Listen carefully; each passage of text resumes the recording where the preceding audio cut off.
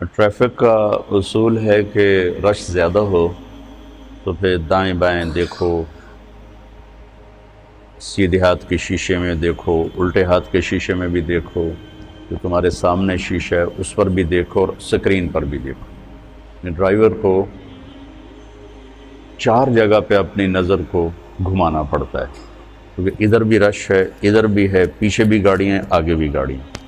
ادھر نہ ٹکر ہو، ادھر نہ ٹکر ہو، پیچھے سے کوئی آ کے مجھے نہ مار دے، آگے میں کسی میں نہ مار دوں، لہذا اس کو یوں یوں یوں کر کے دیکھنا پڑتا ہے، اور تب جا کر وہ سلامتی کے ساتھ اس رش سے نکلتا ہے، ورنہ دائیں بائیں آگے پیچھے سے کہیں نہ کہیں ضرور ٹکر ہو جاتی۔ تو ایک دفعہ خود میں نے گاڑی مار دی تھی، وہ نہر پر میں تھا، تو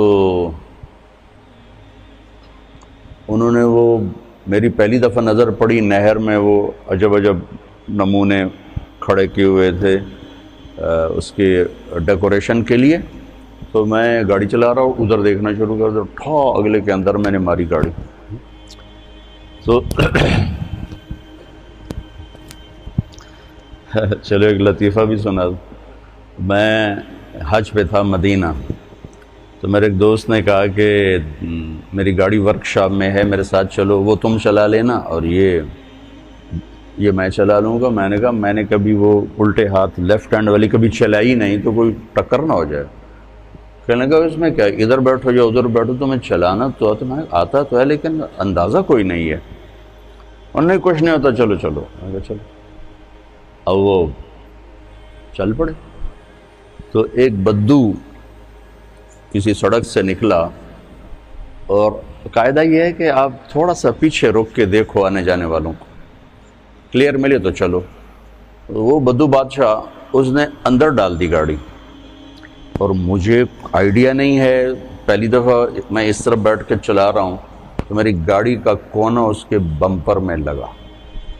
وہ گاڑی تھی شیورلیٹ بڑی، تو بمپر اس میں پھنس گیا اور اس کو گھسیٹ کے لے جا رہا۔ اب مجھے کھڑ کھڑ کی آواز آنی شروع ہو گئی۔ میں نے کہا یہ کیا چکر ہے، یہ کھڑ کھڑ کیا ہو رہا ہے؟ میں جا رہا ہوں۔ تو بدو نے پیچھے سے گاڑی بھگائی، اور ایک دم جو میں چلا گیا نا کوئی تو 1 فرلانگ 1.5 فرلانگ سے آگے آ کے بریک لگائی۔ میں کہا ابھی لگتا ہے اے کم خراب ہو گیا۔ تو نکلا غصے سے، تو مجھے سمجھ میں آ گیا کہ شاید اس کی گاڑی کا کوئی چیز پھنس گئی۔ میں نے کہا پتر ہوں بالکل، تو ہوں عربی دا ایک لفظ بھی بولیا تو تیری خیر نہیں۔ اس نے آ کے دروازہ کھولا، انزل۔ میں کہا حاجی پاکستان۔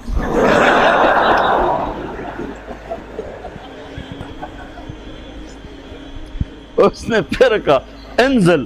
میں کہا حاجی پاکستان۔ اور وہ غصے میں شروع، میں کہا حاجی پاکستان۔ اخیر وہ ہنس پڑا، کہنے لگا جاؤ۔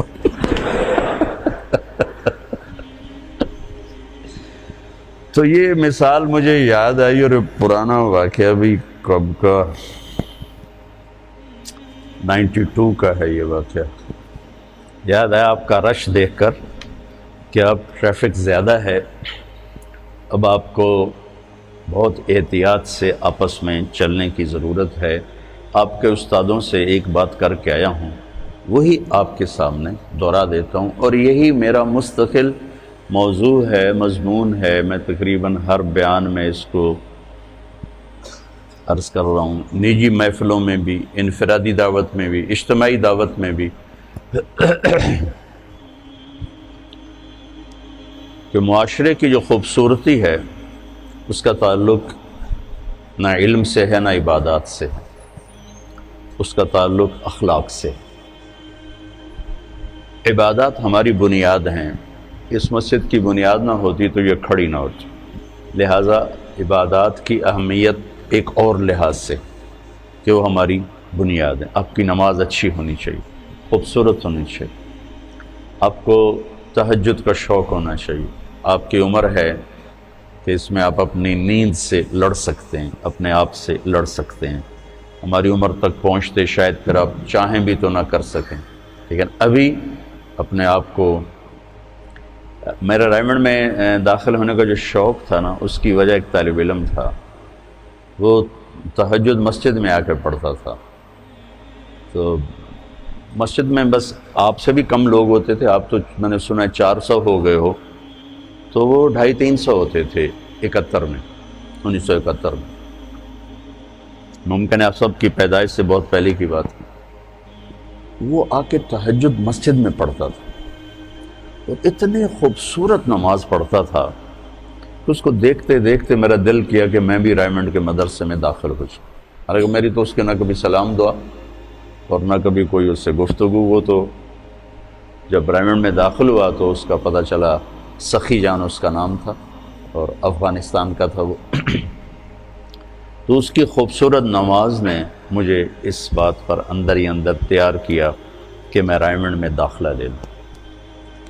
تو آپ اپنی نماز کو خوبصورت جتنا بناؤ گے، آپ کی بنیاد اتنی مضبوط ہو جائے گی۔ نماز میں سستی ہوگی، جماعت کی سستی ہوگی، تکبیر اولیٰ کی سستی ہوگی، تو وہ بنیاد کمزور ہو جائے گی۔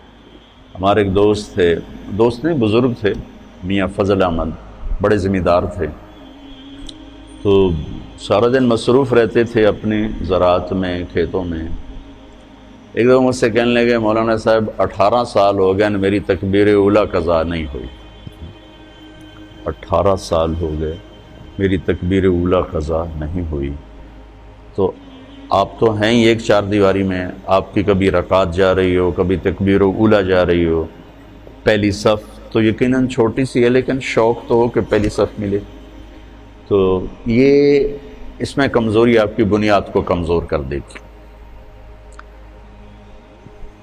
تو لہٰذا ایک تو بیس بنیاد آپ اپنی نماز کو خوبصورت بنانے کی کوشش کرو، یہ آپ کے کردار پر بھی اثر انداز ہوگی۔ ان الصلاۃ تنہی عن الفحشاء والمنکر ولذکر اللہ اکبر۔ اللہ تعالیٰ نے نماز کو ذکر اکبر کا، نماز یہ اللہ کی یاد ہے، سب سے بڑی چیز ہے یہ۔ تو نماز ہماری بنیاد ہے۔ پھر قرآن کی تلاوت، اس میں بجری بھرنے والا، سیمنٹ بھرنے والی ہے، لوہا بھرنے والی چیز ہے۔ صبح شام کی دعائیں، تنہائی کا ذکر، یا چلتے پھرتے جیسے بھی قابو میں آئے، یہ اس کو مزید مضبوط کرنے والی چیز ہے۔ جب آپ کی فاؤنڈیشن مضبوط ہوگی تو اس پر آپ ساری زندگی کی بنیاد کو قائم کر سکتے ہیں۔ تو آپ مختلف شاخوں سے آئے ہیں، کچھ یہاں والے بچے بھی ہیں، عمر کا وہ حصہ ہے جس میں سستی، غفلت بھی ہو جاتی ہے، اور کبھی مزاج بھی غالب آ جاتا ہے۔ سستی نہیں ہوتی، غفلت نہیں ہوتی، مزاج غالب آ جاتا ہے اور اس میں تکاسل شروع ہو جاتا ہے۔ تو میں آپ سب بچوں سے یہ گزارش کروں گا کہ اپنی نماز کو خوبصورت بناؤ۔ نماز کا خوبصورت ہونا آپ کے پوری زندگی کے کردار پر اثر انداز ہوگا۔ جو اللہ کے نبی نے فرمایا، جعلت قرۃ عین فی الصلاۃ، میری آنکھوں کی ٹھنڈک ہے نماز۔ تو اس کو آپ بنیاد بناؤ، تہجد کا اہتمام کرو، نوافل کا اہتمام کرو۔ اگر آپ اذان سے 1 منٹ پہلے بھی مسجد میں آ جاؤ تو آپ کی ہر نماز کے ساتھ نوافل ہو سکتے، اب سوائے فجر کی نماز کے وہ سنت نہیں ہوتی۔ تو آپ بڑے خوبصورت طریقے سے اپنے اللہ سے سجدوں کے ذریعے سے تعلق بنا سکتے ہو۔ آپ اس کا اہتمام فرمائیں۔